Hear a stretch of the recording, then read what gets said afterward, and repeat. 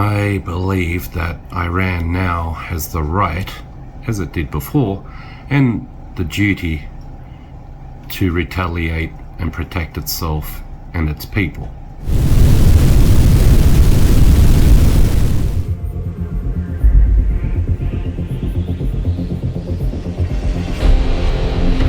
Good morning, everybody, and welcome back to Walking the Blunt Blade. I'm Oliver.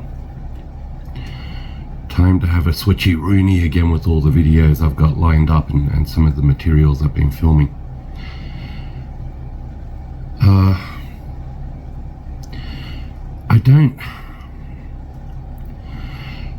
don't want to make this a beat on Trump discussion, because Trump, to me, at the end of the day, as I said in his first term, is one of the most irrelevant people in the world. And again, I'm the guy that would argue that the United States presidents aren't the most powerful people in the world, but everyone has their own view. After telling the world for the last 30 years that Iran is close to having nuclear weapons,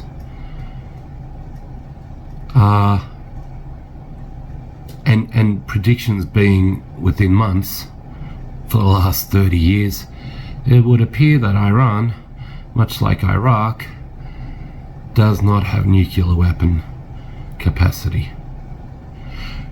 Now, the unfortunate thing about this is that Trump supposedly voted in for being the president that will start no new wars,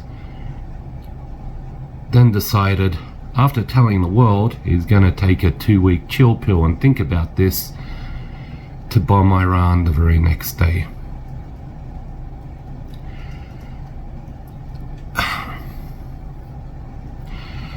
I have said for years, and it's my expertise in, aggression management, that violence can only ever be combated, or you can expect violence, because the world isn't this beautiful Christian place where people turn the other cheek. Generally, when you're met with violence, people have a tendency to react with violence.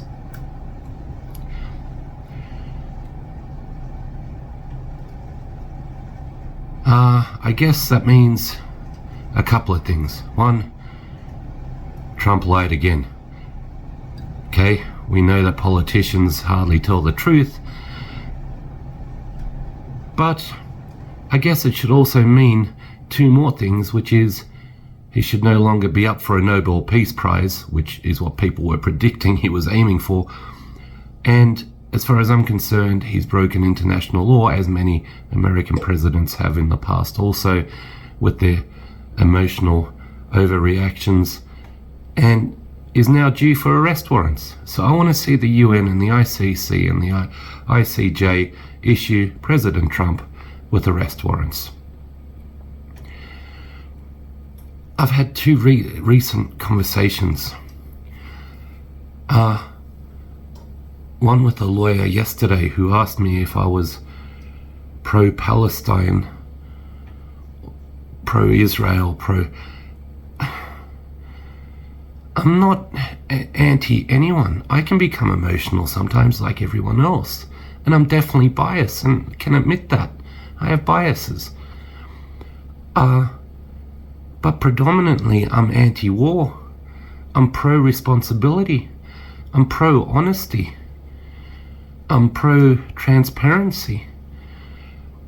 I don't know why. I've never been to war. I've seen more aggression and violence than people could hope to see in a lifetime. I've never been to war, thankfully. And I don't know where I got it from. Maybe my grandfather. War doesn't serve anyone. All it does is cause hatred, destruction, and chaos. I'm not sure what this great war machine of America doesn't understand, because it's been perpetually rolling since World War II. Like, I hate to say it, and for those of you that think I'm anti-America, I'm not. Been to the country, love the people, love the country, not fond of the politics.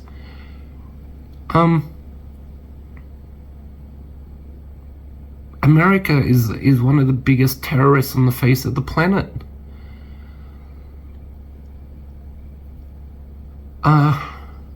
I also recently had a friend with a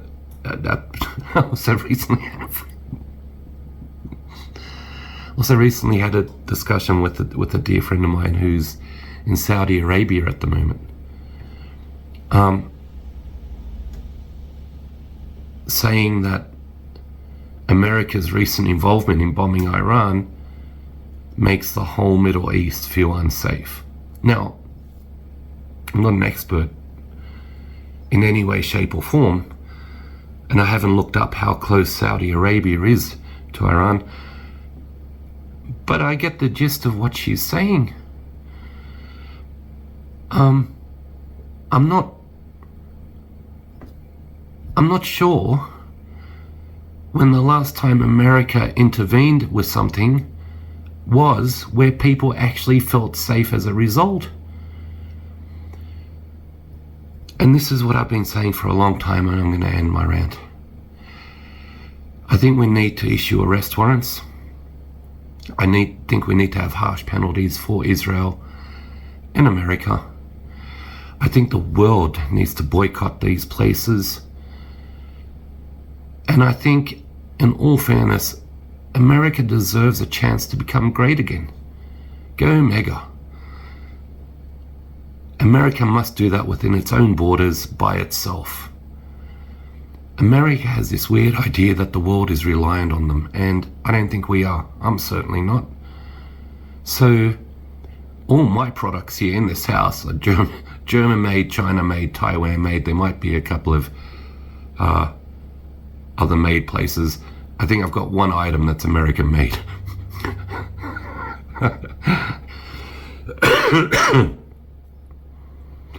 It is time for the world to now send a very loud message. We must not stand with the world's biggest terrorists. And I'm not referring to Iran, and I'm not referring to Palestine, nor am I pro-anti anyone. I hate the destruction of violence and war.